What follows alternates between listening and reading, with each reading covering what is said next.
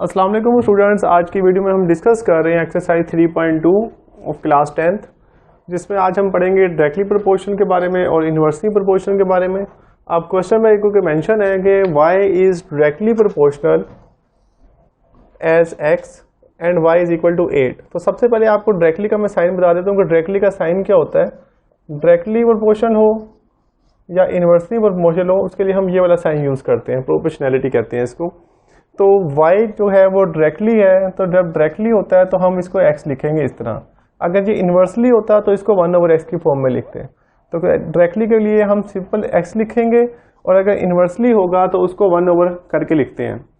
अब नेक्स्ट में आपको एक बात क्लियर होनी चाहिए कि ये साइन हम अगर ख़त्म करना चाहें तो इस साइन की जगह पे हमें क्या एंटर करना पड़ता है, इक्वल और k कांस्टेंट वैल्यू होती है, जो कि फिजिक्स में भी आप लोगों ने पढ़ी होगी कि जब कांस्टेंट हम ऐड करते हैं तो ये इक्वलिटी में कन्वर्ट हो जाता है। तो इससे हमारे पास इक्वेशन आ जाएगी y is equal to k times x।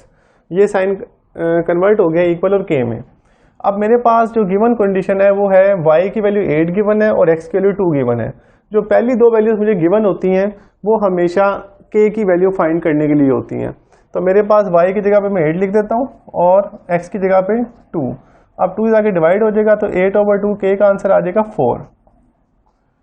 ये k की वैल्यू आपने इक्वेशन 1 से मैं नाम दे देता हूँ, ये 1 में पुट करनी है। तो 1 में पुट करने के बाद आपके पास जो इक्वेशन आ जाएगी वो आ जाएगी y is equal to 4 times x। k की जगह पे 4 लिखती है। तो ये मेरा जो फर्स्ट पार्ट था वो था y in term of x, कि y जो है वो सिर्फ x के ऊपर डिपेंड करना चाहिए और कोई वेरिएबल नहीं होना चाहिए उसमें। तो जो k वेरिएबल आ रहा था उसकी कांस्टेंट आ रहा था, उसकी वैल्यू मैंने पुट कर दी है। तो अब जो y in terms of x मेरे पास क्या आ गया, आंसर आ गया है। तो ये पहले पार्ट का आंसर सॉल्व हो गया। सेकंड पार्ट में गिवन है कि y की वैल्यू फाइंड करनी है और x की वैल्यू 5 दी हुई है। तो y हमने फाइंड करना है और x हमें 5 गिवन है, तो जहां पर x है वहां पे 5 लिख देंगे। तो आंसर मेरे पास आ जाएगा 20। ये y की वैल्यू आ जाएगी और ये मेरे पास सेकंड पार्ट का आंसर आ जाएगा। देन थर्ड पार्ट में मेरे पास x की वैल्यू मैंने फाइंड करनी है और मेरे जो y की वैल्यू है वो 28 गिवन है। तो यहाँ पर मैं इक्वेशन 1 को ही यूज़ करूँगा, y is equal to 4x। तो y की जगह पे आ जाएगा 28 और 4 टाइम्स x, 4 इधर आके डिवाइड हो जाएगा तो मेरे पास आंसर आ जाएगा 7। तो इस तरह मेरे पास अगर x गिवन है तो मैं y फाइंड कर सकता हूँ और अगर y गिवन है तो मैं x की वैल्यू फाइंड कर सकता हूँ। नेक्स्ट क्वेश्चन पे मूव करते हैं। ओके स्टूडेंट, नेक्स्ट क्वेश्चन है मेरे पास, if w varies directly as u की पावर 3 यहाँ पे गिवन है। तो डायरेक्टली का वर्ड है, अगेन मेरे पास जो साइन आएगा वो डायरेक्टली प्रोपोर्शन और साथ u की पावर 3 लिख देंगे। इसको अगेन ख़त्म करने के लिए हम क्या यूज़ करेंगे, equality and k then u की पावर 3, और इसको मैं इक्वेशन नंबर 1 का नाम दे देता हूँ। अब पहला स्टेप जो मेरा होगा वो मेरा होगा k की वैल्यू फाइंड करने का। तो k की वैल्यू फाइंड करने के लिए मुझे w और u की वैल्यू दी हुई होगी। तो पहली जो दो वैल्यूज होती हैं ये हमेशा k के लिए गिवन होती हैं आपको। तो w की जगह पे 81 लिख देंगे और k ऐसे आ जाएगा और u की वैल्यू 3 दी हुई है तो 3 का क्यूब आ जाएगा जो कि 27 होता है। और 27 जब तक डिवाइड होगा तो 81/27, k की वैल्यू मेरे पास आ जाएगी 3। इसी कटिंग कर लेंगे। अब ये k की वैल्यू 3 मैं कहाँ पुट करूँगा, इक्वेशन नंबर 1 में पुट इन 1। तो मेरे पास इक्वेशन बन जाएगी w is equal to 3 time u की पावर 3। इसके बाद मुझे w की वैल्यू फाइंड करनी है और u की वैल्यू गिवन है 5। तो u की जगह पे हम क्या लिख देंगे, 5 लिख देंगे। तो 5 का क्यूब आ जाएगा यहाँ पे जो कि 125 होता है। और जब इसको 3 से मल्टीप्लाई करेंगे तो ये आंसर आ जाएगा 375। तो हर क्वेश्चन में एक ही आपने लॉजिक यूज़ करनी है कि पहले k की वैल्यू फाइंड करनी है, k की वैल्यू फाइंड करने के बाद उसको पुट करना है इक्वेशन 1 में। उसके बाद जो आपको वेरिएबल रिक्वायर्ड होगा वो आप फाइंड कर लेंगे। इसके बाद एक क्वेश्चन नंबर 12 में सॉल्व करवा रहा हूँ, जिसमें मेरे पास ऑलरेडी 1/r³ दिया हुआ है। अगर इन्वर्सली लिखा होता तब भी हम इसको इस तरह ही लिखते हैं, लेकिन क्योंकि पहले ही गिवन है तो v इज इक्वल टू आ जाएगा k/r की पावर 3। इसको ख़त्म करने के लिए मैंने क्या यूज़ किया है, इक्वल का साइन और k हमेशा हम ऊपर ही लिखते हैं, न्यूमरेटर में ही लिखते हैं, डिनोमिनेटर में k कभी नहीं लिखते। तो अब मेरे पास ये इक्वेशन नंबर 1 हो जाएगी। तो पहला जो मेरा टारगेट होगा वो होगा k की वैल्यू फाइंड करना। तो उसके लिए मुझे v भी गिवन है 5 और r भी गिवन है 3। तो v की जगह पे 5 लिख देंगे और r की जगह पे 3 का क्यूब, तो ये 27 आ जाएगा। और 27 को जब 5 से मल्टीप्लाई करेंगे तो यहाँ से मेरे पास k की वैल्यू आ जाएगी जो कि होती है 135। तो k की वैल्यू 135 आ गई है, इसको पुट कर देंगे क्वेश्चन नंबर 1 में। तो v इज इक्वल टू आ जाएगा 135 ओवर r की पावर 3। अब इसके बाद मुझे v फाइंड करना है, जबकि r 6 दिया हुआ है, और फिर r फाइंड करना है, v 320 दिया, मतलब दो पार्ट्स में सॉल्व करने हैं। तो पहले मैं सॉल्व कर रहा हूँ v की वैल्यू और r की वैल्यू में क्या पुट कर रहा हूँ 6। तो v की जगह पे v ही लिखेंगे 135, और r की जगह पे r का क्यूब है तो 6 का क्यूब आ जाएगा, और 6 का क्यूब मेरे पास होता है 216। अब इन दोनों की कटिंग मैं 27 के टेबल पे कटिंग कर सकता हूँ। आपके पास कैलकुलेटर अलाउ होगा तो आप कैलकुलेटर में देख सकते हैं। 135 5 के टेबल पे आता है और 216 8 के टेबल पे आता है। 27 पे कटिंग की है इसकी, तो ये मेरे पास v का आंसर आ जाएगा। नेक्स्ट मैंने किसकी वैल्यू फाइंड करनी है, r की। तो मेरे पास r की value v is equal to दिया हुआ है 135 ओवर r की पावर 3। तो v की वैल्यू दी हुई है 320 is equal to 135 over r cube. r cube इधर आके मल्टीप्लाई हो जाएगा और 320 डिवाइड हो जाएगा। तो r क्यूब का जो रिलेशन बनेगा वो बनेगा 135 ओवर 320। अब इन दोनों की कटिंग करनी है, 5 पे कटिंग कर लेते हैं।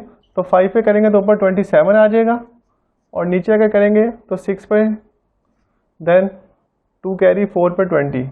तो मेरे पास r3 की वैल्यू आ जाएगी 27 ओवर 64। अब क्योंकि ये क्यूब में लिखा हुआ है तो इसका भी हम कोशिश करेंगे क्यूब बना लें। तो 27 क्योंकि 3 का क्यूब होता है और 64 4 का क्यूब होता है, तो मैं इसको क्यूब की फॉर्म में लिख सकता हूँ। तो फिर जो होल क्यूब लिखेंगे तो वो आ जाएगा 3/4 की पावर 3।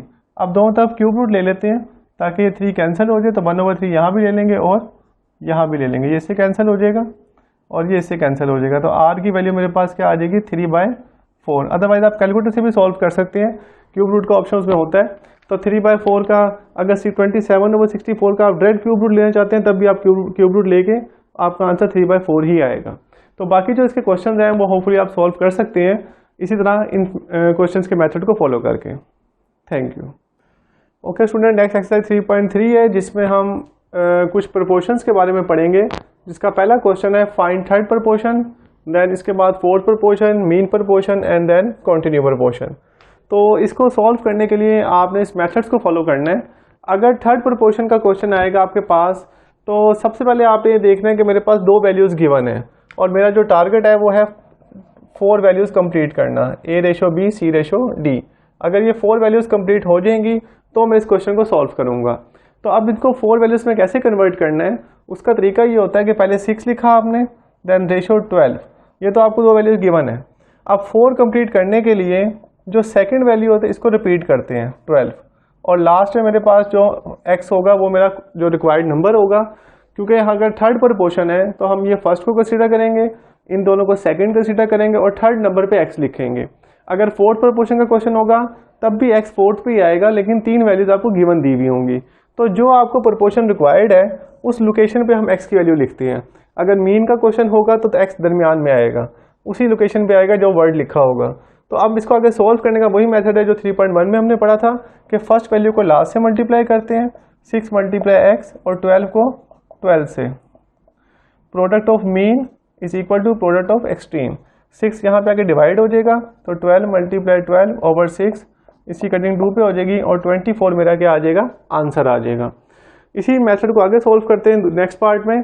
इसमें मेरे पास अगेन 2 वैल्यूज़ गिवन है तो इसको मैंने 4 वैल्यूज़ में कंप्लीट करेंगे। तो कैसे करेंगे, a - b, देन प्रपोर्शन का साइन, फिर a - b और लास्ट में क्या आ जाएगा, x आ जाएगा। सेकंड वैल्यू को रिपीट करना है आपने थर्ड प्रपोर्शन में। उसके बाद x के साथ मल्टीप्लाई हो जाएगा a2 - b2, फर्स्ट और लास्ट की product is equal to a - b and a - b। अब इसका मेरे पास फार्मूला भी होता है, पहले इसको डिवाइड कर लेते हैं वहाँ पे, a - b into a - b over a2 - b2 की जगह पे लिख सकता हूँ a + b और a - b। ये इसका फार्मूला है। a - b से कैंसिल हो जाएगा तो आंसर मेरे पास क्या आ जाएगा, a - b over a + b। ये मेरा रिक्वायर्ड आंसर है। उसके बाद एक पार्ट नंबर 5 में सॉल्व करवा रहा हूँ जो कि थोड़ा डिफिकल्ट है, जिसमें मेरे पास अगेन 2 वैल्यूज़ गिवन है। तो सबसे पहले हम इसे क्या कन्वर्ट करेंगे, 4 वैल्यूज़ में, x + y का square ratio x2 - xy - 2y का स्क्वायर अगेन ये वैल्यू दोबारा रिपीट होगी, -2y²। अब लास्ट पे आपने x नहीं लिखना, क्यों? क्योंकि x क्वेश्चन में ऑलरेडी गिवन है। तो आपने कोई डिफरेंट वेरिएबल चूज करना है जो हमने फाइंड करना होगा। जैसे हम थर्ड प्रोपोर्शन कह रहे होंगे तो यहाँ पे मैं उसको a कह देता हूँ। आपने वो यहाँ पे अल्फ़ाबेट यूज़ करना है जो आपको क्वेश्चन में ना दिया हुआ हो। अगर आपने यहाँ पे, क्योंकि a भी था तो मैं x ले सकता था, लेकिन जब क्वेश्चन में x y आ जाता है तो फिर वहाँ पे x नहीं लेना, वो फिर आपका क्वेश्चन में मिक्स हो जाएगा, आपको फाइंड करने में प्रॉब्लम होगी। तो अगेन आप सबसे फर्स्ट वैल्यू को लास्ट वाली वैल्यू से मल्टीप्लाई करेंगे तो a के साथ आ जाएगा x प्लस वाई का होल स्क्वायर, और इन दोनों की प्रोडक्ट होगी। तो इसको मैं लिख लेता हूँ x2 minus x y minus 2y का square into x2 minus x y minus 2y का स्क्वायर। अब जब तक मैं इसके फैक्टर नहीं बना लेता मैं इसको आगे सॉल्व नहीं कर सकता। तो पहले कोशिश करते हैं कि किसी एक वैल्यू का फैक्टर बना लेते हैं, जो इसके फैक्टर होंगे वही उसके फैक्टर हो जाएंगे। तो पहले मैं इसकी फैक्टराइजेशन करता हूँ, x2 minus x y minus 2y का स्क्वायर। फैक्टर कैसे बनेंगे? इसके साथ 1 है, 1 को 2 से करेंगे 2, मतलब 2x2 y2 मेरा आना चाहिए आंसर मल्टीप्लाई करके फर्स्ट और लास्ट को। अब दरमियान में माइनस एक्स वाई है तो किससे मल्टीप्लाई करेंगे? अगर आप नंबर्स को देखें तो -2 और 1 इनको अगर मल्टीप्लाई करें तो -2 आ रहा है, और इनको अगर मैं ऐड करूंगा दोनों को तो वो मेरे पास -1 आएगा जो सेंटर में लिखा हुआ है, इसके साथ 1 लिख सकते हैं। तो फैक्टर क्या बन जाएंगे? -2xy माइनस एक्स वाई और -2y का स्क्वायर। ये मेरे पास 3 से 4 टर्म्स में कन्वर्ट हो गए, जो कि फैक्टराइजेशन का मेथड मैंने यहाँ यूज़ किया है। उसके लिए आप 1.1 एक्सरसाइज देख सकते हैं। अब इन दोनों में हम कॉमन लेंगे तो मेरे पास क्या आ जाएगा? x, तो मेरे पास बचेगा x माइनस 2y, और यहाँ से मेरे पास कॉमन क्या आ जाएगा? माइनस, तो मेरे पास अगेन x प्लस 2y बचेगा। तो यहाँ पे आपको साइन चेंज करना पड़ेगा प्लस का, क्योंकि 1 के साथ प्लस होगा तो आप इसको सॉल्व करके -1 लेके आ सकते हैं। तो यहाँ पे हम प्लस y कॉमन ले लेंगे तो अगेन x माइनस 2y बचेगा। तो मेरे जो फैक्टर बनेंगे वो 2 बने, x माइनस 2y एक दफ़ा लिख देंगे और यहाँ से x और प्लस y को मिलाएंगे तो एक फैक्टर ये बन जाएगा। तो ये मैंने इसकी फैक्टराइजेशन कर दी, जो कि आपने नीट में ही करनी है, लेकिन समझाने के लिए मैंने इसको एक स्टेप्स में फॉलो करके लिख दिया है। तो इसकी जगह पे मैं ये लिख सकता हूँ। अब मैं दोबारा क्वेश्चन को मूव करवा रहा हूँ, ये आपको मैंने समझाने के लिए इसको प्रॉपर सॉल्व कर दिया। अब स्टूडेंट्स की जगह पे हमारे पास a एज इट इज आ जाएगा। इसके फैक्टर क्या बने हैं? x माइनस 2y और x प्लस वाई।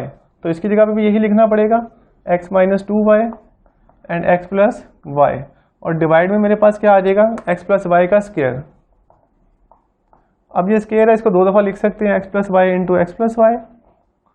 2 दफ़ा लिखने का फ़ायदा ये होगा कि मेरे पास ये कटिंग हो जाएगी, ये इससे कैंसिल हो जाएगा और ये वाली वैल्यू इससे कैंसिल हो जाएगी। तो जो फाइनल आंसर बनेगा वो बनेगा x माइनस 2y का होल स्क्वायर, क्योंकि ये दोनों बच गए थे, इन दोनों को मैं स्क्वायर की फॉर्म में लिख सकता हूँ। तो बाकी पार्ट भी आप इसी मेथड को फॉलो करके सॉल्व कर सकते हैं।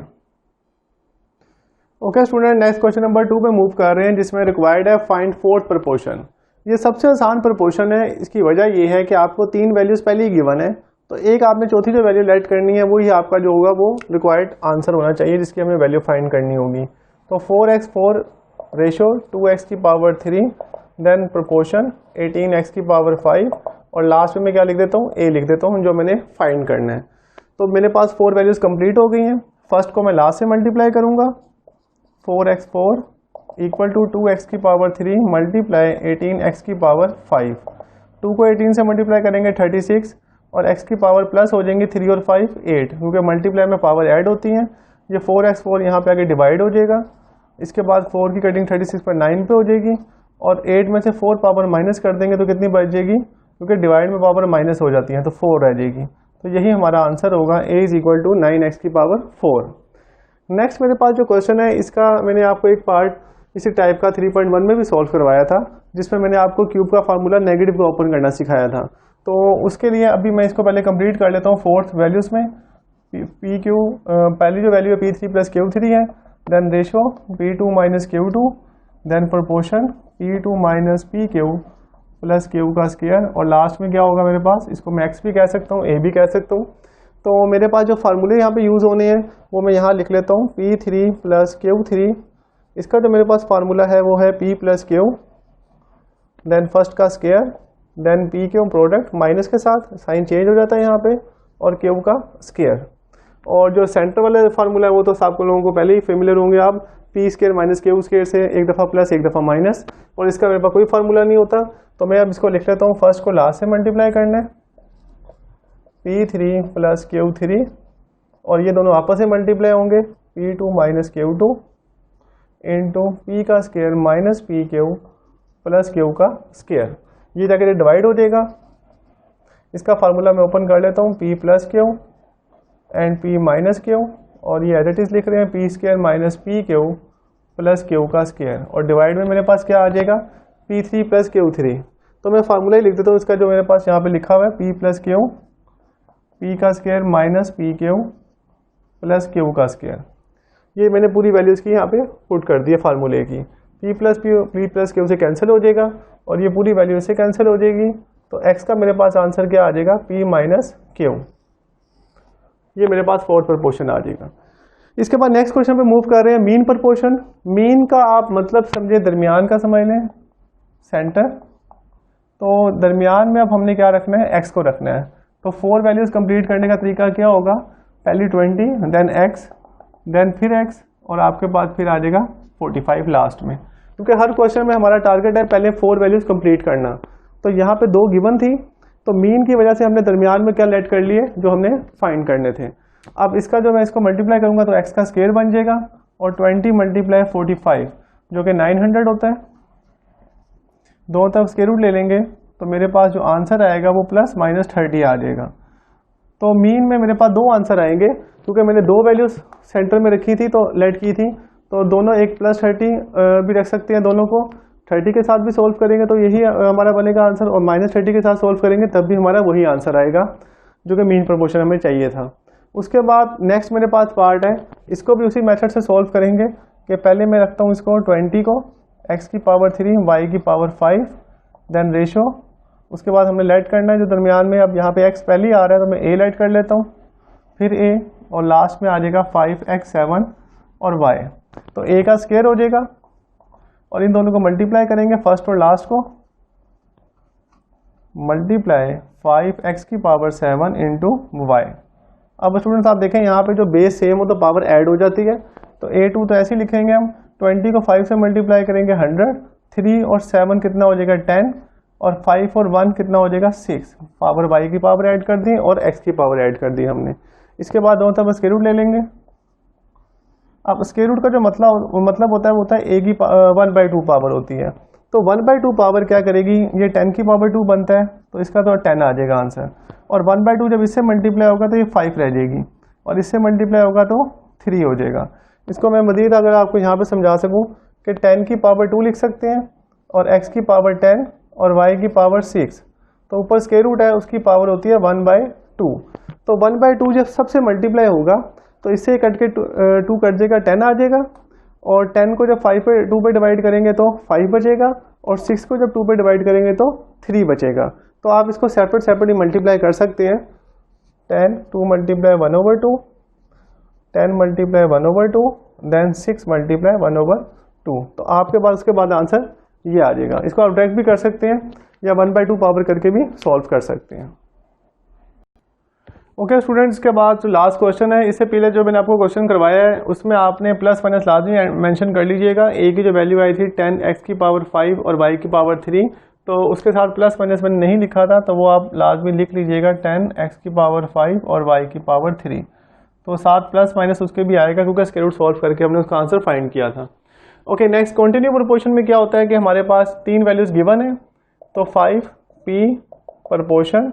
अब आपने कंटिन्यू का मतलब क्योंकि होता है जारी रहना, तो आपने इसी वेरिएबल को आगे कंटिन्यू करना है, मतलब p को आगे कंटिन्यू करेंगे और लास्ट में क्या आ जाएगा 45, ये जो नंबर है वो लास्ट में आ जाएगा। तो ऑलमोस्ट ये मीन प्रोपोर्शन से मिलता जुलता क्वेश्चन ही बना है, लेकिन मीन प्रोपोर्शन में हम एक अल्फ़ाबेट लेट करते थे। यहाँ पे अगर जैसे 3p-6 है तो इसी को आगे कंटिन्यू करूँगा तो 2 वैल्यू भी आ सकती हैं दरमियान में। मीन में ऐसा नहीं होता था, मीन में हम खुद लेट करते थे। यहाँ पे आपको वैल्यू दी होगी जो आपने सेंटर में रिपीट करनी होगी। तो मेरे पास 5 को 45 से मल्टीप्लाई करेंगे और p को p से, तो p multiply p is equal to 5 multiply 45, जो कि आ जाएगा 225, और p का आ जाएगा स्केयर। अगेन स्केयर ख़त्म करने के लिए अब हम p का अंडर रूट ले लेंगे इधर भी और इस साइड पे भी, तो P का आंसर आ जाएगा ±15। तो इसके दो आंसर आ रहे हैं, एक प्लस में और एक नेगेटिव में। इसके बाद एक और पार्ट में सॉल्व करवा रहा हूँ जिसमें मेरे पास 12 गिवन है, then ratio 3p - 6, then proportion, फिर 3p - 6 और लास्ट में आ जाएगा 27। तो कंटिन्यू प्रोपोर्शन का क्वेश्चन है, इसलिए मैंने इसको ही रिपीट आगे करवा दिया। तो इसको जब इससे मल्टीप्लाई करूँगा तो 3p - 6 का स्केयर लिख सकता हूँ और 12 मल्टीप्लाई क्या आ जाएगा 27, जो कि होता है 324। और 3p - 6 का स्केयर जब हम ले लेंगे तो इस तरह सॉल्व कर सकते हैं। अब मैंने p की वैल्यू फाइंड करनी है तो मुझे स्केयर ख़त्म करना पड़ेगा। उसके लिए मैं क्या लूँगा, स्केयर रूट ले लूँगा दोनों साइडों पे, तो ये कैंसिल हो जाएगा। तो 3p - 6 इक्वल आ जाएगा 324, 18 का स्केयर होता है, तो यहाँ पे आ जाएगा +-18। तो अब दो आंसर आपके बनेंगे, एक बनेगा प्लस के बराबर और एक बनेगा माइनस के बराबर। 3p - 6 = -18। +-18 था, प्लस वाला मैंने सेपरेट कर दिया और माइनस वाला सेपरेट कर दिया। यहाँ माइनस वाला होता है कि प्लस हो जाएगा, तो 3p 18 + 6 24 और 3 डिवाइड हो जाएगा वहाँ जाके, तो मेरे पास जो आंसर आ जाएगा वो आ जाएगा 8। और यहाँ पे भी जब जाके प्लस करेंगे तो -8 + 6 ये आ जाएगा -12 3p, और जब 3 वहाँ जाके डिवाइड होगा तो -12/3, तो इसका आंसर आ जाएगा -4। तो मेरे पास जो दो आंसर आएंगे, एक आएगा 8 और दूसरा आ जाएगा -4। तो इस तरह इसके जो बाकी पार्ट है दो, वो भी आप सॉल्व कर सकते हैं। तो मेन जो चीज़ आपने यहाँ पे आज समझी है वो है आपने 4 प्रोपोर्शंस के बारे में समझा है। सबसे पहले आपने समझा है थर्ड प्रोपोर्शन के बारे में। थर्ड प्रोपोर्शन में हम 2 वैल्यूज़ गिवन होती हैं, सेकंड वाले को रिपीट करते हैं। देन फोर्थ प्रोपोर्शन में 3 वैल्यूज़ गिवन होती हैं, उसमें लास्ट में हम लेट कर लेते हैं जो भी हमने अल्फ़ाबेट लेट करना होता है। उसके बाद मीन प्रोपोर्शन में हम सेंटर में 2 वैल्यू लेट करते हैं, 2 वैल्यू गिवन होती हैं। और कंटिन्यू प्रोपोर्शन में जो सेकंड वैल्यू जो हमारे पास रिक्वायर्ड वैल्यू होती है उसी को रिपीट करवाते हैं, उसी को कंटिन्यू करते हैं और अपनी 4 वैल्यूज़ कंप्लीट करते हैं। तो चारों क्वेश्चन में आपके पास जो मेन टारगेट था पहले वो 4 वैल्यूज़ को कंप्लीट करना था, उसके बाद फर्दर हमने जो अपना अननोन वेरिएबल होता है उसको सॉल्व करना होता है। होप बाकी जो क्वेश्चन इसके आप वो सॉल्व कर सकते हैं। Thank you so much.